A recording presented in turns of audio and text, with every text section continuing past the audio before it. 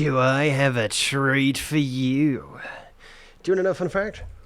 I'm going to tell you the way. You can regrow a limb. Yeah, you can regrow a limb. So, if you chop off, say, your hand, don't do it. Stop. Put the knife down.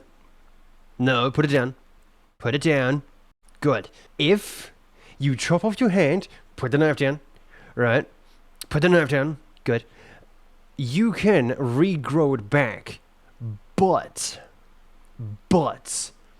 we don't have the special stuff that, say, a lizard has with like its tail, right? That it makes it regrow fast. We have it. We have the exact same thing, but it's just slow. It's slow. It's not as fast as a lizard. So, if you've never seen a tailless lizard, right? They will regrow their tail relatively fast, right? You can do the exact same thing, but lizards have a special ability in their DNA that, can do that. Fun fact. Another fun fact. Put the knife down, put the knife down, put the knife down, put the knife down. We have recently, only in one baby, right? In one baby, we have recently done something called VM something DNA, something like that, where we can control someone's DNA, how they are built, how your DNA is built in body. We have found a way to control, and to be fair, it's only in one baby. It's only in one baby, so testing is relatively non-existent. It's not like testing is non-existent. You cannot test in one baby, right? So in the near future, right, when we start mutilating, figuring out how to DNA mutilate, right, which we've technically already done, we could take that DNA aspect from a lizard, for an example, put that in a human, boom. You can chop off an arm, chop off whatever, and it regrows. In the near future, give it like 100 years, maybe less than that, of course, maybe like, I don't know, 20, 30, if humans, get their act together. Get your act together, humans. We will be able to regrow limbs. Which is mind-boggling. It is mind-boggling. Absolutely mind-boggling. First human DNA changing. Might be able to regrow our teeth. I don't think we can regrow our teeth. I don't think lizards can regrow that. It was on Instagram. Some scientist was talking about it. She gave up like this all different stuff. It gave a bunch of different websites and stuff like that, and I can't find it. I wish I had something to back it up. But yeah, recently we've had like a baby that could that's had inhuman DNA changed, which is amazing because the baby had some disease that made it so that it wouldn't have a very healthy life, if you'd say. So they've done that. And yeah, it's kind of fun. It's kind of fascinating. It's kind of fascinating, if you ask me. I love it. I love learning that type of stuff. It's amazing. Hello, scientist. You should have indeed gotten the hand on my hand. I know I should have. Okay. This one's coming hot off the press. Yesterday, a group of scientists reported for the first time in human history, DNA editing has been used in vivo to save a human baby's life.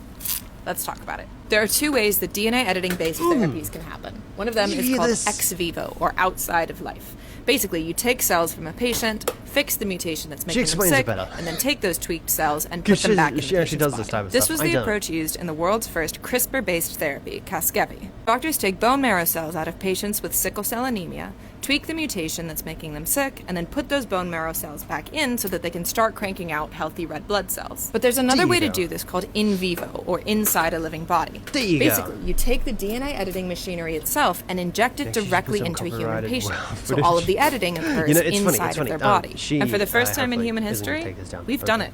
A baby was born with a mutation that causes a disease called CPS1 deficiency. This is a lethal illness that basically turns protein into poison, but you still need to eat protein in order to survive. That's why CPS1 deficiency carries a 50% mortality rate in early infancy.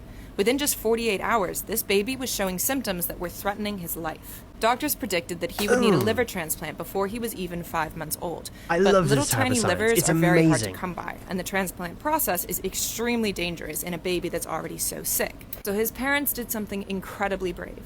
They allowed a team of scientists at Philadelphia Children's Hospital to try out a new in vivo DNA editing therapy to try and save their son's life. The scientists used a flavor of CRISPR called base editing. Basically, your DNA is made up of 2 strands that are connected in a double helix. Original flavor CRISPR breaks both of those strands, but base editing only has to break one of them, which means it's a lot gentler on your DNA.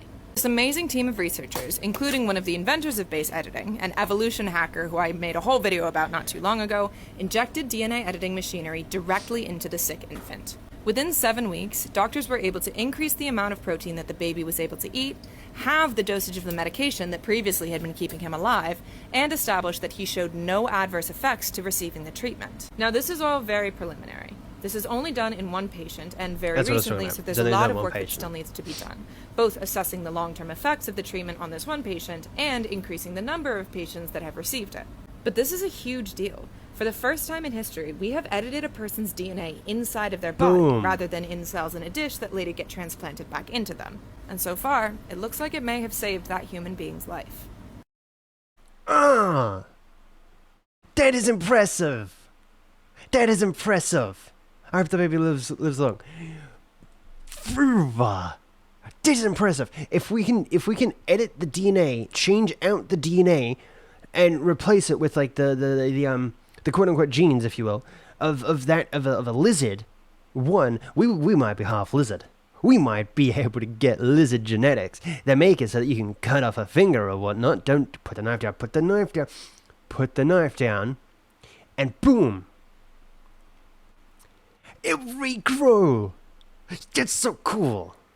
We're watching an NPR Science Friday segment.